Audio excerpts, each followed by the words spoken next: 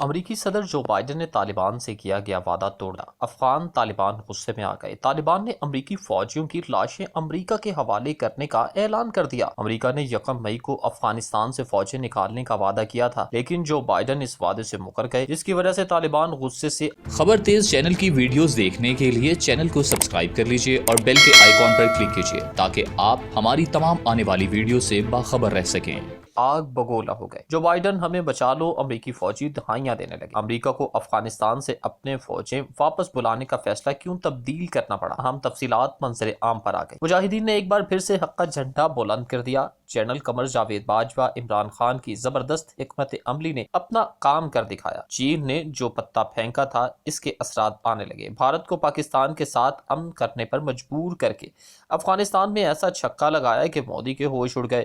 Video میں آگے چل کر آپ کو یہ بھی بتائیں گے کہ امریکی ماہرین نے فوجی انخلاء کے بعد افغانستان سے متعلق کون سی بڑی پیشگوئی کر دی ہے۔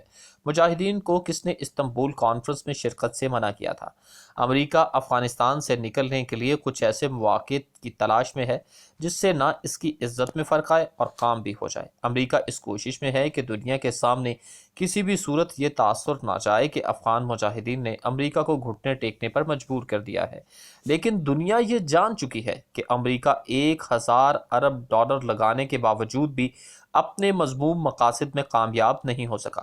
اگر بات کریں افغان مجاہدین کی کہ امریکہ کو اس سے کیا خطرات لاحق ہیں اور امریکہ کیوں خوفزدہ ہے، اگر افغان مجاہدین افغانستان میں اپنی حکومت بنانے میں کامیاب ہو جاتے ہیں اور اگر پورا افغانستان ہی ان کے کنٹرول میں آ جاتا ہے تو امریکہ کے لیے بہت سی ایسی مشکلات پیدا ہوں گی جس کا حل بھی ان کے اختیار میں نہیں ہوگا۔ افغانستان میں 20 برس کی مارکہ آرائی کے بعد امریکی فوج آئندہ ستمبر میں وہاں سے واپس ہوگی۔ ماہرین کے مطابق بیرونی افواج کی واپسی کے بعد مجاہدین پھر سے اقتدار پر قبضہ کر سکتے ہیں۔ دوستو، امریکی حکومت کے ایک اعلیٰ عہدیدار نے نام ظاہر نہ کرنے کی شرط پر بتایا کہ صدر جو بائیڈن افغانستان سے اس برس 11 ستمبر کو امریکی افواج کے انخلاء کے ایک منصوبے کا اعلان کرنے والے ہیں۔ 20 برس قبل 11 ستمبر کے روز ہی نیو یارک کے ٹوئن ٹاورز پر دہشت گردانہ حملہ ہوا تھا اور اسی مناسبت سے علامتی طور پر امریکہ اپنی طویل ترین جنگ اسی تاریخ کو ختم کرنا چاہتا ہے۔ اس سے قبل ٹرمپ کی انتظامیہ نے امریکی افواج کے انخلاء کی تاریخ رواں برس 1 مئی مقرر کی تھی، تاہم اب صدر بائیڈن کے فیصلے کے تحت فوجیوں کی واپسی میں مزید 5 ماہ تک کی توسیع ہو جائے گی۔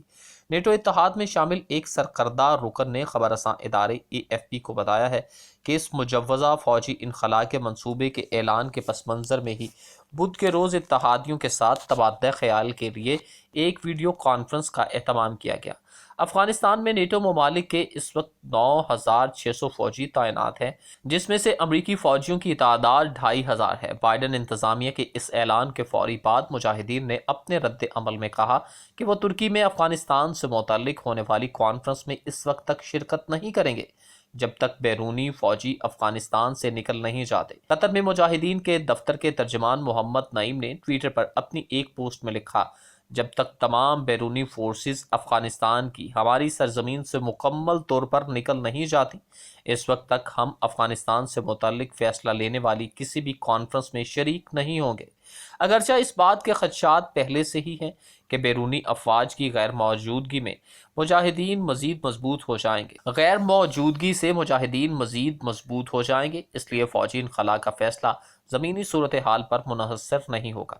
بائیڈن انتظامیہ کے سینئر اہلکار کا کہنا تھا کہ صدر کا خیال ہے کہ اگر صورتحال کے مطابق پالیسی اختیار کی گئی جیسا کہ 2 عشروں سے چلی آ رہی ہے تو پھر اس کے مطابق افغانستان میں ہمیشہ کے لیے رکنا پڑے گا۔ 1 مئی کی بجائے یہ تاخیر لاجسٹک وجوہات کی سبب کرنی پڑی اور اس سلسلے میں اتحادیوں سے بھی رابطہ کر کے صلاح مشورہ کیا گیا۔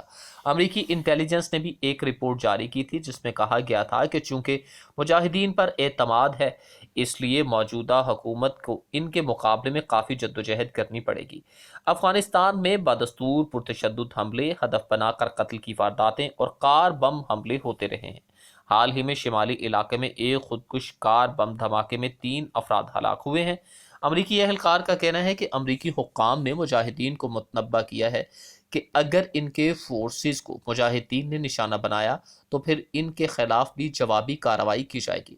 ان کا کہنا تھا کہ ہم نے مجاہدین کو بہت واضح طور پر بتا دیا ہے کہ جب ہم اس تیاری میں ہیں، اس دوران اگر انہوں نے امریکی یا اتحادی فوج پر حملہ کیا تو اس کا سخت جواب دیا جائے گا۔ ادھر سابق امریکی صدر ڈونلڈ ٹرمپ نے گزشتہ برس فروری میں امریکی فوج کے انخلاء سے متعلق مجاہدین کے ساتھ ایک معاہدہ کیا تھا۔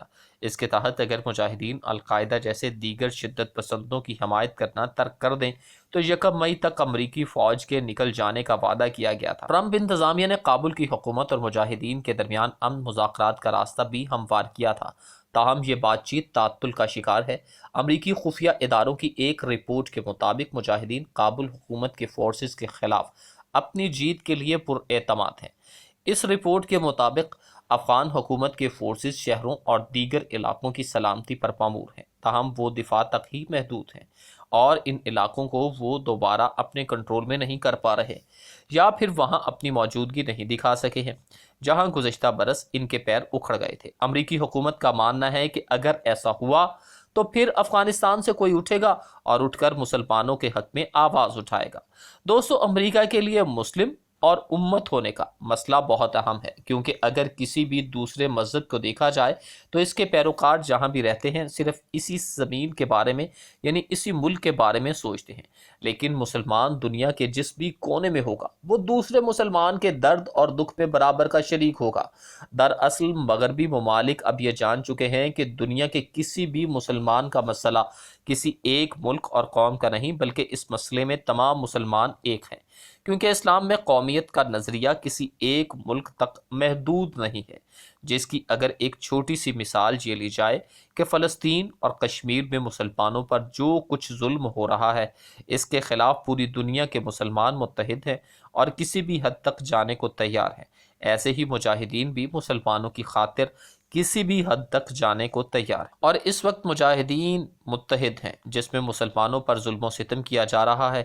اس معاملے پر مجاہدین متحد ہیں۔ دراصل جمہوریت کے نام پر تمام اسلامی ممالک کو کمزور کرنے کی کوشش کی گئی، کیونکہ اگر مجاہدین اقتدار میں آتے ہیں تو وہ کسی بھی صورت دنیا میں مسلمانوں کو اکیلا نہیں چھوڑیں گے، اور اس کے نتیجے میں شام، یمن، مصر، کشمیر اور فلسطین کے ساتھ ساتھ جہاں پر بھی مسلمانوں کے ساتھ ظلم ہو رہا ہے ان کے حق میں آواز اٹھائیں گے۔ ناظرین اکرام، دوسری جانب افغان امور کے ماہر اور سینئر تجزیہ کار طاہر خان افغان طالبان کی جانب سے ترکی کانفرنس میں انکار کو ابھی خطرہ نہیں سمجھتے۔